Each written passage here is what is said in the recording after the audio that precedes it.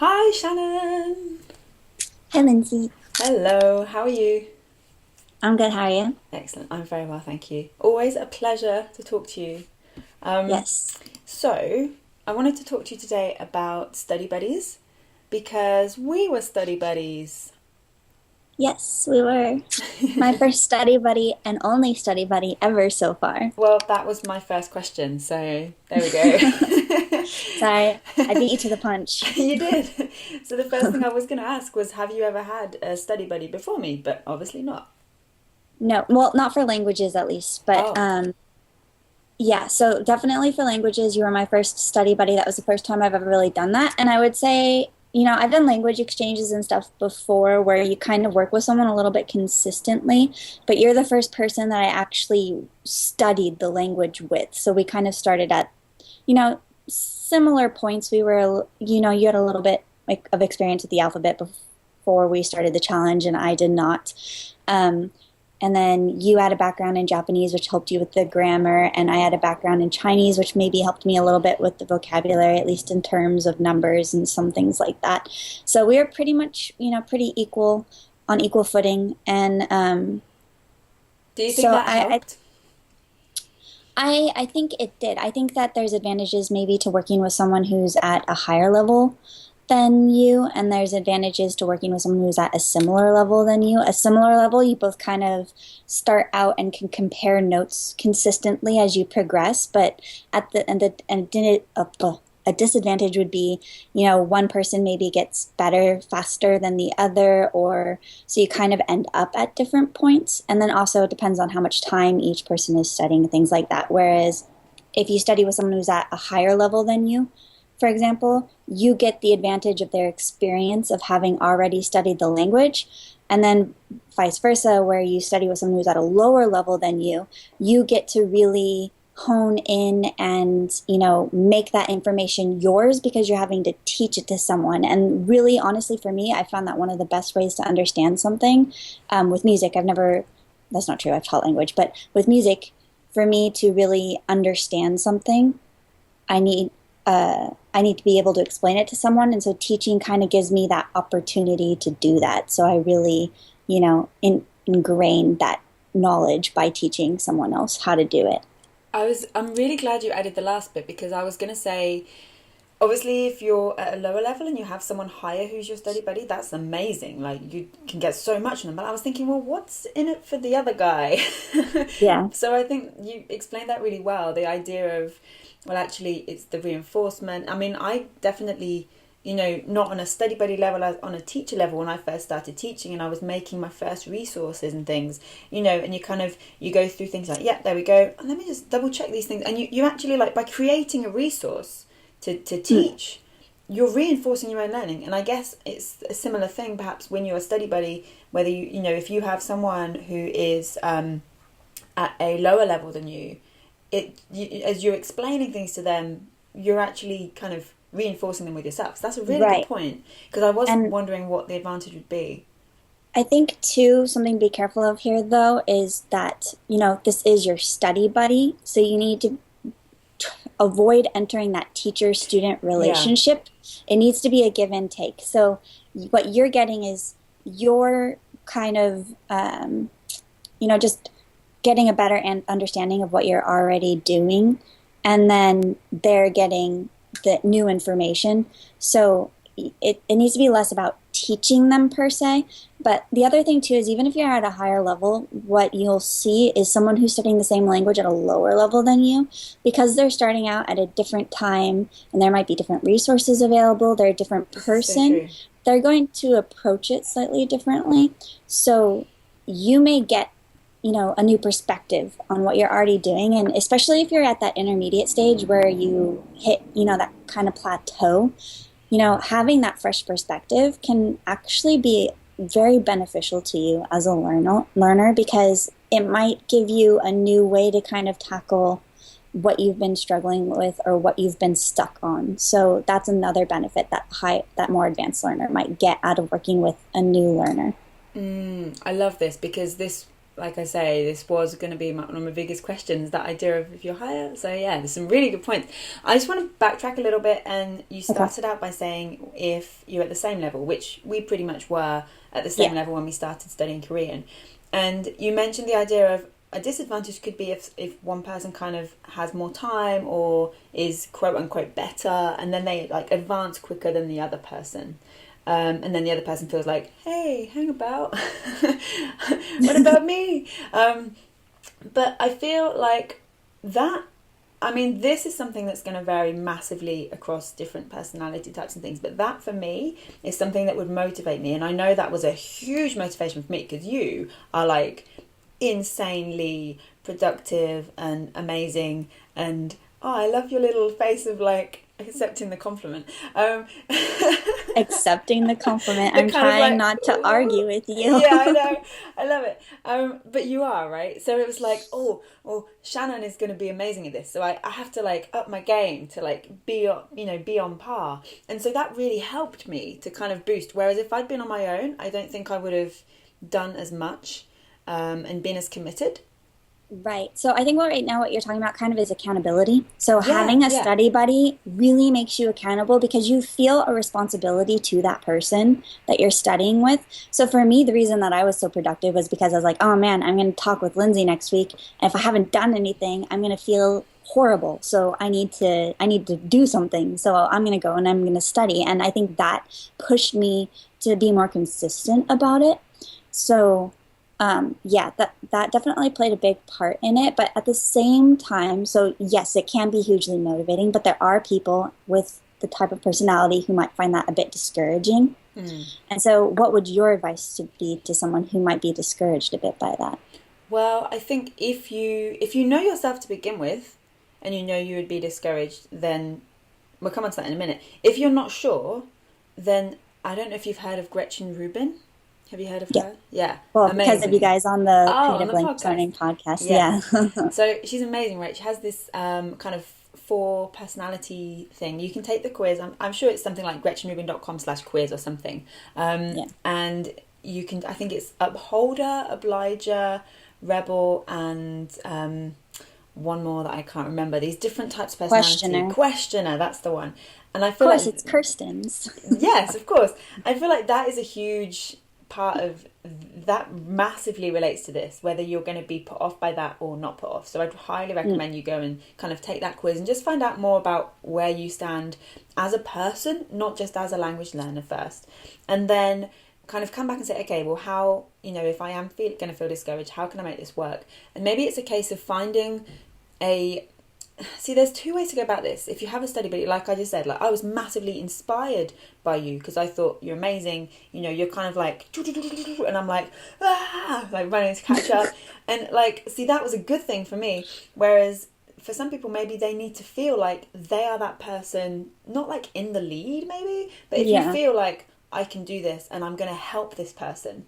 So like we discussed the idea of someone being at a higher level in the language, someone being at a low level. Maybe if you feel like I'm going to be so discouraged, maybe try and find someone who's at a lower level that could kind of be your study buddy. I feel like that would be a better approach if that's you. What if you're a beginner though? If you're a beginner, well then there's always someone. I think always maybe going to be one step ahead if you. Maybe if you're a beginner and you think you might be discouraged by the other person's progress, maybe what you could do is find a study buddy who's learning a different language. That way you can't compare apples to apples, you compare apples to oranges. And I mean, I'm not saying that you should compare because that's horrible, and that is like one of the biggest ways to destroy your motivation is to compare yourself to someone else. Comparisonitis.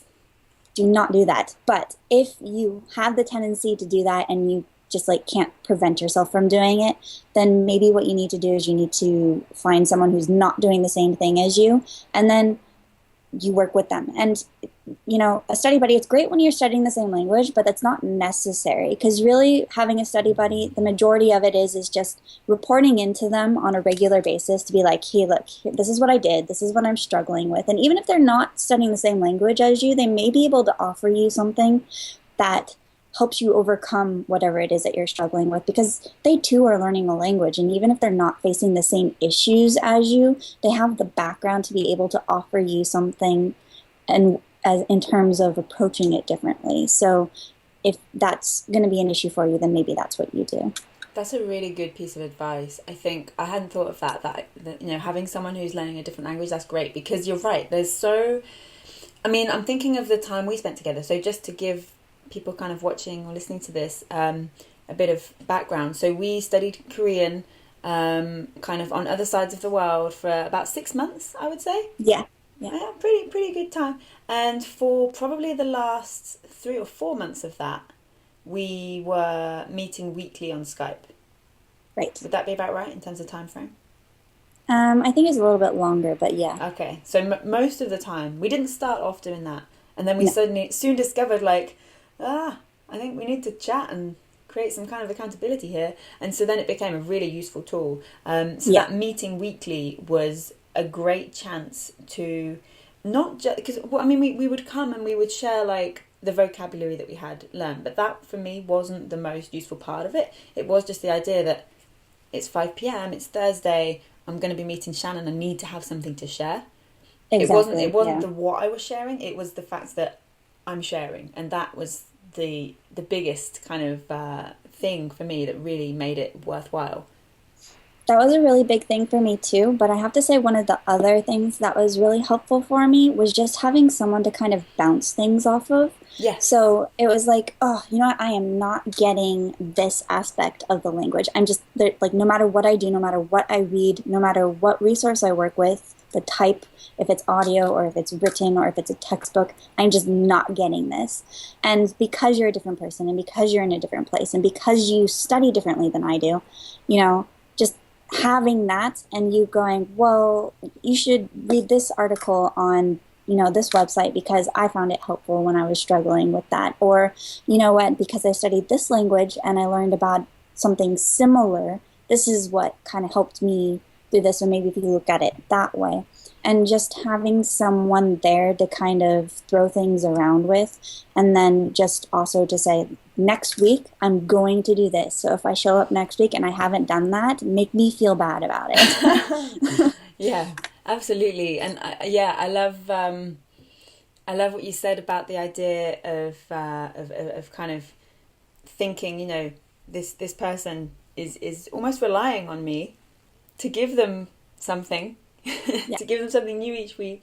It was a really, really important thing for me. And like you mentioned, the idea of turning up and going, what is this? I don't get this. Because that can go one of two ways, right? Either the other person's going to say, oh, well, I get that. And they might start off by saying, it was really hard for me at first, but now I know it and you do this. And they might be able to explain it to you because they get it. Right. Or they're like you and they also don't get it. In which case, then you have two paths again, and here is where you want to take the right path. So you've got the idea of they'll say, me neither, I don't get it, and you can sit and you can wallow and you can slag off the language to high heaven, but that's not going to be helpful. That's the unhelpful path. Or you go, yeah, I don't get it either. Struggle. Okay, what are we going to do? And so you can then kind of come out of that hole together. Right. I remember a specific time that happened for us. So I can't remember exactly what it was. I think it was the particles, like we didn't know when to use one or the other. It was like the one to identify like the subject and the object, and there were two. Yeah. And I hadn't even gotten to that yet. And you were like, I don't get this. And so then I was like, oh, well, I'm not there yet. So let me jump ahead and get to that. And so then I can go and find it. And then I was able to send you stuff that made sense to me and then kind of explain it in my own words, to you. So that, you know, you're totally right on that. Yeah, that was a very, very useful part of having a study buddy, I think. And, I mean, are there any situations where it wouldn't be a good idea?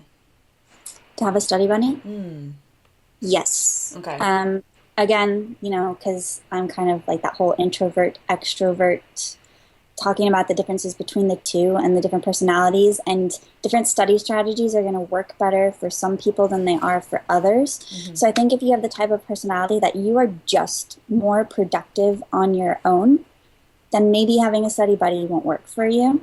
But at the same time, having a study buddy as opposed to studying as a part of a group is going to work better for you. So if you need that, having someone, just kind of throw things around with, despite, you studying better on your own, maybe you could do that. The other reason that it might not work is just if you don't do well under pressure and you need to work at your own pace, having, to kind of have that accountability might actually be more stressful to you than beneficial.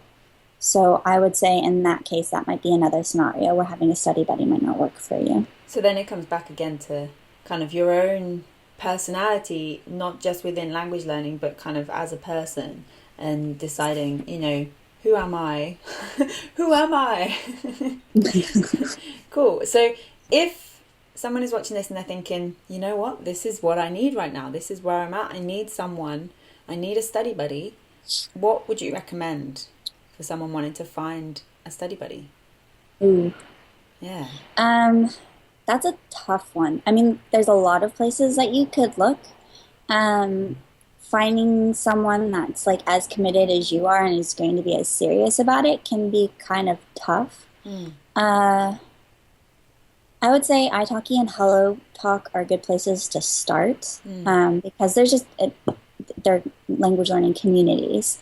Another place, a lot of the bigger bloggers, you could check out the comments, when they write language-specific posts or post language-specific videos, because other people who are learning those languages as well might leave a comment there, and you could say, hey, look, I'm studying this language too. Maybe, we could exchange information and kind of work together.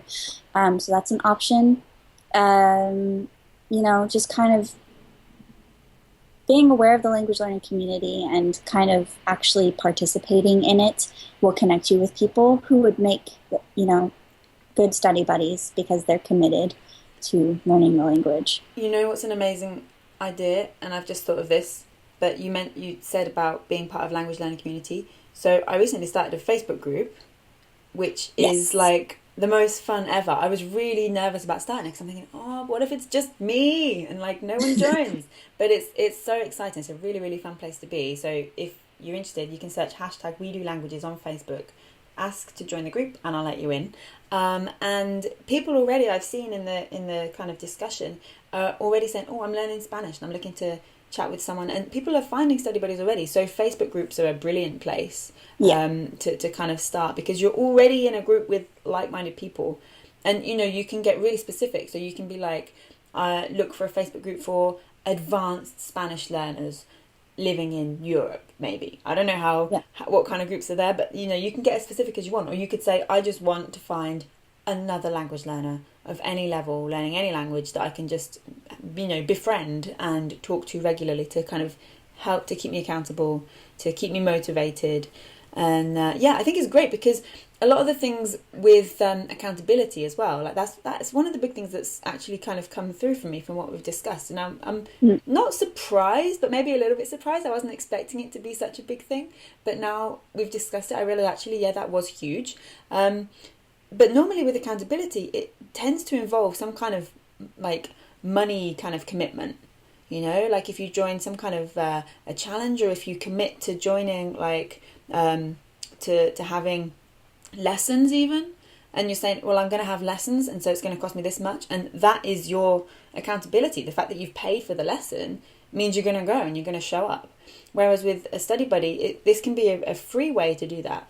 So if you don't have the money to have lessons right now, and maybe it's not something you really not care about, but you just don't want to invest in the language you're learning right now, then this could be a great way to kind of hold yourself accountable for free and make a friend. Yeah, it's a great way to definitely test the waters on your commitment to your language, I think. That's true. Because the other thing about like the financial commitment is that, if you just kind of go all in on day one, it's like music, right? You're a musician, right. So I'm going to use a music analogy. Like if you think, what I really want to do, it's a lazy Saturday, right? I really want to learn to play the guitar. So you go out, you go to the guitar shop, you buy the best guitar that you can afford. You buy the songbooks, you buy all the plectrums, you buy the nice strap. You think, yeah, I've got everything now, I'm ready to go. You go home, blah, blah, blah. Oh my God, it's really tough. I'm going to go and watch TV or whatever. And then the guitar sits and it gathers dust, and you've got all this you've got this whole opportunity sat there, but it just didn't work. So sometimes, like, financial commitments don't always work, whereas Study Buddy, free, boom, amazing. Right. And well, this one too, it's not a financial commitment, it's a relationship commitment. So you actually have a relationship with that person, and that relationship, like if they're a friend, it's not going to dissipate completely because the Study Buddy relationship falls through. But because it's a person, it's a completely different feeling than, laying money down, because money is money. That's that's completely different. But like an actual person, and the emotion and the commitment and the relationship involved in that, I think it just adds like something else to it that makes you maybe feel a little bit more committed to it. But I think empathy, just the idea there's someone waiting for you at this time, like, okay, I need to be there because I know that they're going to be waiting for me. I think it's that simple, isn't it? It's just human nature, I think. Yeah. Yay. Oh, nice. Well, did you have anything else you wanted to add? Yeah, I just want to make sure again that I emphasize that the relationship between study buddies and language exchange partners is totally different, because language exchange partners is about learning the language itself. It's about the language, whereas a study buddy is more about the learning process. So they're a little bit different, and that's why studying the same language doesn't necessarily matter. I mean, it can be great, but it's not the most important element of that relationship, that dynamic. So just keep in mind that those are two completely different things, and you can do both. I wouldn't necessarily, and me personally, I don't think I would want my language exchange partner to also be my study buddy. Mm. Do you think they could in certain situations, or? I think they could. Yeah. But I think I'm just looking for something different. Yeah. When I'm going to pick the two. I don't know. What do you think about that? Would you want your language exchange partner? I think with language exchange, it's more, almost a bit more formal. That idea of 30 minutes my language, 30 minutes your language. Whereas with Study Buddy, it's a bit like, hey, so how you doing? Where are you at right now? And, you kind of bounce off each other for as little or as long a time as you want or as you need. And yeah, I guess that would be a difference. You don't necessarily go into a Study Buddy session thinking, right, I'm going to talk about me for 30 minutes and you're going to talk about you for 30 minutes. Because you're learning from each other. It's not a simple boom and boom, black and white, like language. So yeah, I think that's a big difference. It feels more informal. Not that language exchanges are, you have to dress up in a suit and tie to to go, but yeah, that's what I would say about it, I think. Cool. Nice. Was there anything else? No, I don't think so. Cool. Okay. Well, thank you so much Yeah, for thank you. talking with me today. If people want to find you across the interwebs, where can they do that? You can find me at eurolinguist.com. It has an E at the end. It's the French spelling of linguist. You can find me on Facebook, Twitter, Instagram using the same name. Except on Twitter, it's Eurolinguist SK because someone else had already taken Eurolinguist. I know, and they don't use it. I know. Nice. Well, thank you so much, Shannon, and I will speak to you very soon. Yep, thank you. Cheers. Bye. Cheers.